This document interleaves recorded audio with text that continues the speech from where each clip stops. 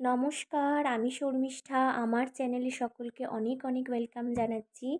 আজকে আমি গন্ধরাজ chicken recipe আপনাদের সাথে শেয়ার করব। তার সাথে জিরা রাইস বানিয়েছিলাম, বাট জিরা রাইসের রেসিপি দেখাচ্ছি না, শুধু গন্ধরাজ চিকেনটাই দেখাচ্ছি। পুরো ভিডিওটা দেখতে থাকুন, আশা করি আপনাদের ভালো লাগবে।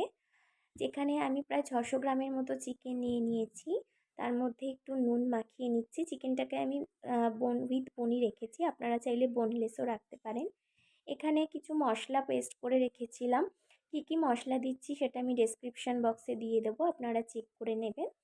মাংসটাকে ভালো করে ধুয়ে নুন মাখিয়ে মশলাটার সাথে ভালো করে ম্যারিনেট করে আমি ঘন্টাখানেকের জন্য রেখে দিয়েছিলাম। এই রান্নাটা কিন্তু পোলাও বলুন, ফ্রাইড রাইস বলুন বা জিরা রাইস সকলের সাথেই খেতে ভালো লাগে।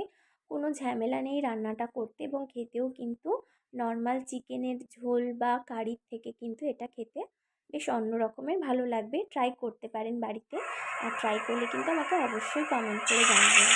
এখানে আমি কড়া বসিয়ে দিয়েছি, কড়াইতে সরষের তেল অ্যাড করেছি। এবার ম্যারিনেট করে রাখা চিকেনগুলোকে আমি একে একে দিয়ে দিচ্ছি।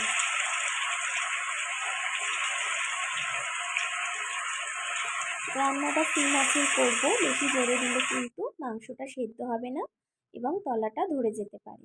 মাংসগুলো সব অ্যাড করে দিয়েছি।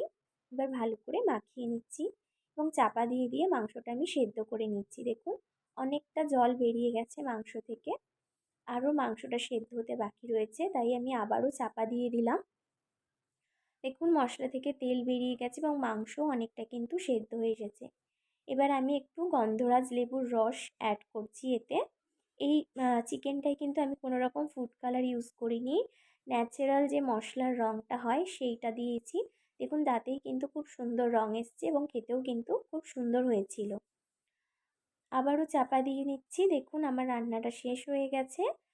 পুরো ভিডিওটা দেখার জন্য অনেক অনেক থ্যাংক ইউ। ভালো লাগলে অবশ্যই লাইক, শেয়ার অ্যান্ড সাবস্ক্রাইব করে দেবেন।